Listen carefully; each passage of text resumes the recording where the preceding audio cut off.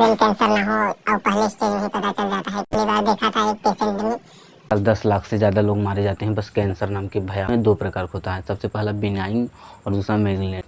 10,000 से 70-80 हज़ार तक पहुंच जाता है तो समझ लीजिए कैंसर जो है वहाँ चौथी स्टेज में है। टाटा मेमोरियल हॉस्पिटल यहाँ 28 फरवरी 1941 को बना था। दोस्तों आज हम सब बात करेंगे जो कैंसर नाम की बीमारी होती है वहाँ कैसे होती है, इसका पहचान कैसे किया जा सकता है, उसका इलाज कैसे किया जा सकता है। इसकी पिछले वाले वीडियो में हमने ह्यूमन हेल्थ एंड डिसीज़ इस चैप्टर का एक एड्स डिसीज़ के बारे में वीडियो बनाया था जिसमें हमने ट्रीटमेंट, डायग्नोसिस और डिटेक्शन बताया था, माने उसका इलाज और उसका पहचान कैसे किया जा सकता है और उसके सिम्टम कब आते हैं। तो जो एड्स है, हालांकि उसका यदि किसी पेशेंट को एड्स हो जाता है तो वह कम्प्लीटली क्यूरेबल नहीं हो सकता, बस उसे प्रोलॉन्ग्ड लाइफ कर दिया जा सकता है, माने उसकी जो जीने की अवस्था होती है उसे बढ़ा दिया जा सकता है।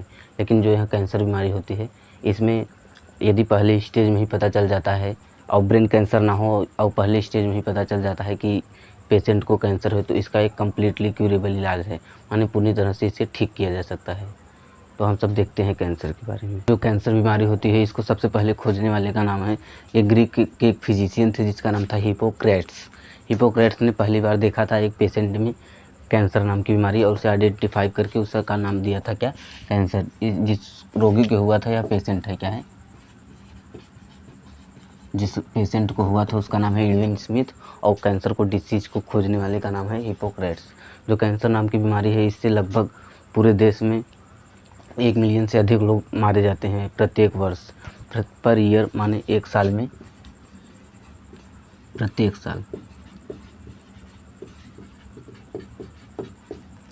साल 10 लाख से ज़्यादा लोग मारे जाते हैं बस कैंसर नाम की भयावह बीमारी से। यह जो कैंसर बीमारी है यह बहुत ही खतरनाक बीमारी है। कैंसर बीमारी में सबसे पहले जानते हैं होता है क्या, तो जो हमारी सेल होती है उसकी एक प्रॉपर्टी होती है कॉन्टैक्ट इनहिबिशन की। कॉन्टैक्ट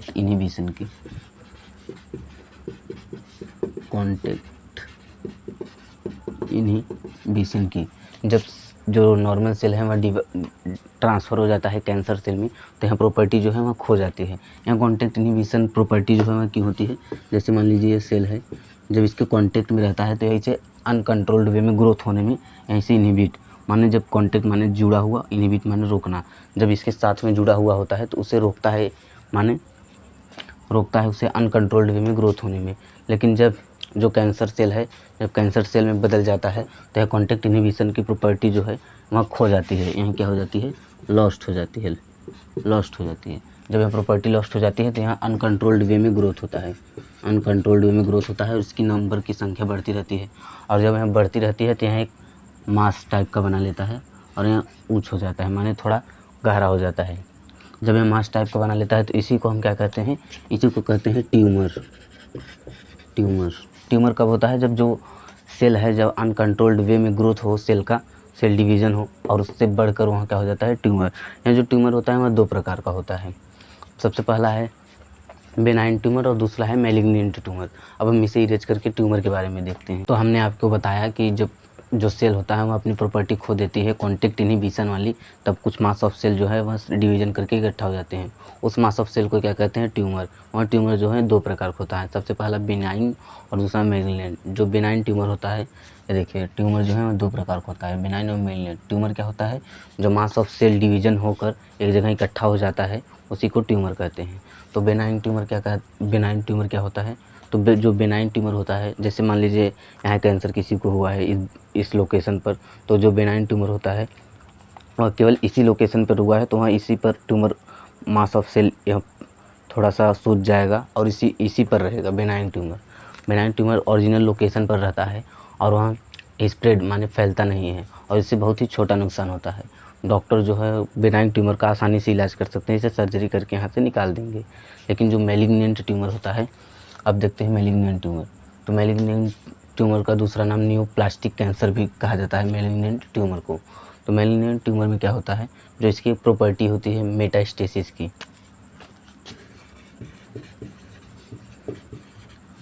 मेटास्टेसिस मेलिग्नेंट ट्यूमर में जो कैंसर सेल होता है उसकी एक प्रॉपर्टी होती है मेटास्टेसिस की। यह मेटास्टेसिस क्या करता है, जो मान लीजिए किसी को कैंसर है तो वह कैंसर क्या करता है, जो ब्लड है, ब्लड पूरे बॉडी में फ्लो हो रहा है तो हम ब्लड के थ्रू स्प्रेड हो जाएगा पूरे बॉडी में, और जगह जगह पर जो है ट्यूमर माने मास ऑफ सेल इकट्ठा होने लगेंगे और इसमें आदमी को खतरा ज़्यादा रहता है। इसमें जो है यदि मेटास्टेसिस माने मेलिग्नेंट ट्यूमर हो गया तो इंसान जो है वह बचने का चांस बहुत ही कम रहता है, क्योंकि वह बॉडी सर्कुलेटरी सिस्टम जो है हमारा, जो ब्लड है, ब्लड जो है उस हर जगह को पहुंचा देता है उस कैंसर सेल को, और हर जगह मास ऑफ सेल इकट्ठा हो जाते हैं। इसीलिए मेलिग्नेंट ट्यूमर से ज़्यादा सही है बिनाइन ट्यूमर, और बिनाइन ट्यूमर में ज़्यादा खतरा नहीं है, कुछ हल्का फुल्का नुकसान हो जाता है और जो वाइटल ऑर्गन है उसमें इसमें डैमेज होने का नुकसान रहता है। तो हम सब देखते हैं जो कैंसर होता है वह कैसे होता है, सब देखेंगे जो कैंसर होता है वह कैसे होता है, आखिर इसका कारण क्या है कैंसर होने का। तो कैंसर जो है वह फिजिकली भी हो सकता है, बायोलॉजिकली और केमिकली। माने फिजिकली कैसे होता है, आयनाइजिंग और नॉन आयनाइजिंग रेडिएशन जो है वहाँ कभी चेकिंग के दौरान या हमारे बॉडी पर जब स्किन पर आयनाइजिंग और नॉन आयनाइजिंग रेडिएशन पड़ते हैं तब हो जाता है। अब यहाँ आयनाइजिंग और नॉन आयनाइजिंग रेडिएशन क्या है, तो आयनाइजिंग रेडिएशन वो है जिसके पास एनर्जी ज़्यादा रहती है और वह मेटल में से इलेक्ट्रॉन को निकालने की क्षमता रखता है, इसे आयनाइजिंग रेडिएशन कहते हैं। और जो नॉन आयनाइजिंग रेडिएशन है इसके पास उतनी एनर्जी नहीं रहती कि वह मेटल में से इलेक्ट्रॉन को अलग कर दे, और आयनाइजिंग रेडिएशन के पास रहती है। तो नॉन आयनाइजिंग रेडिएशन का एग्जांपल है अल्ट्रावायलेट रे, और आयनाइजिंग रेडिएशन का एग्जांपल है एक्सरे और गामा रेस। ठीक है, तो हम सब देखेंगे केमिकली जो कार्सिनोजन होता है वहाँ प्रेजेंट रहता है तंबाकू और स्मोक से। तो कार्सिनोजन भी एक महत्वपूर्ण कैजेज है जिससे कि कैंसर होता है। तो कार्सिनोजन प्रेजेंट रहता है तंबाकू और स्मोक से, इससे होता है लंग्स कैंसर। जो हम सिगरेट बीड़ी पीते हैं तो उससे क्या होता है, लंग्स का कैंसर होने के चांस बढ़ जाता है, और यहाँ गले का कैंसर होता है, और ये जीभ जो है ये गलफड़ा यहाँ का कैंसर होता है। यदि आप सिगरेट बीड़ी गुटखा पान सब ले रहे हैं तो आपको जीभ का कैंसर भी हो सकता है, यहाँ मुंह का कैंसर भी हो सकता है, गले का कैंसर भी हो सकता है, फेफड़े का और यूरिटरी सिस्टम का भी कैंसर हो सकता है यदि आप सबका सेवन कर रहे हैं। तो आप सब यह सेवन बंद कर दीजिए। और बायोलॉजिकली क्या होता है, जो हमारी WBC होती है, WBC का दूसरा नाम होता है ल्यूकोसाइट्स। ल्यूकोसाइट्स कैसे नाम होता है, जो हमने ब्लड वाले चैप्टर में पढ़ा था, RBC WBC और प्लेटलेट्स। तो RBC को इरिथ्रोसाइट्स और इसको ल्यूकोसाइट्स और प्लेटलेट्स को थ्रोम्बोसाइट्स। तो WBC माने ल्यूकोसाइट्स की संख्या रहनी चाहिए कितनी, 10,000 रहनी चाहिए बॉडी के अंदर। इसकी जो लाइफ स्पेन माने इसका जो जीवन काल होता है वह रहता है 4 दिन का, 4 डेज़ का। तो ल्यूकोसाइट्स की संख्या रहनी चाहिए 10,000, लेकिन यह रहता है, इसका जीवन काल होता है 4 दिन का। लेकिन यहाँ WBC जब बढ़ जाता है, यहाँ 10,000 से 70-80 हज़ार तक पहुँच जाता है, तो समझ लीजिए कैंसर जो है वहाँ चौथी स्टेज में है। और यहाँ कैसे होता है, मान लीजिए WBC क्या करता है, WBC अगेंस्ट लड़ता है डिसीज़ की, लेकिन जब यहाँ बढ़ जा रहा है तब तो सही है। लेकिन यह कैसे हो रहा है, जब 75,000 WBC की संख्या 75,000 हो जाएगी तो वहाँ क्या हो जाएगी, इमेच्योर। यहाँ 10,000 जो थे वो मेच्योर थे, यहाँ क्या थी, इमेच्योर माने अपरिपक्व। अब यहाँ जो है वो उससे लड़ाई नहीं कर पाएंगी, बल्कि आपस में ही यहाँ सड़न पैदा करेंगी। यहाँ 75,000 जो हैं यहाँ सड़न पैदा करेंगी, और इसके यह भी कारण होता है किसका, कैंसर होने का। तो जो इससे कैंसर होता है उससे का नाम होता है ल्यूकेमिया नाम का कैंसर होता है इससे। कैंसर कैसे होता है यहाँ देख लिया। अब हम सब देखेंगे कैंसर जो होता है इसकी पहचान कैसे किया जा सकता है, कि किसी बॉडी में जो कैंसर है वो उसके सिम्टम हैं या वहाँ दिख नहीं रहे हैं तो उसे डिटेक्शन कैसे किया जा सकता है कैंसर को। तो सबसे पहला मेथड है बायोप्सी।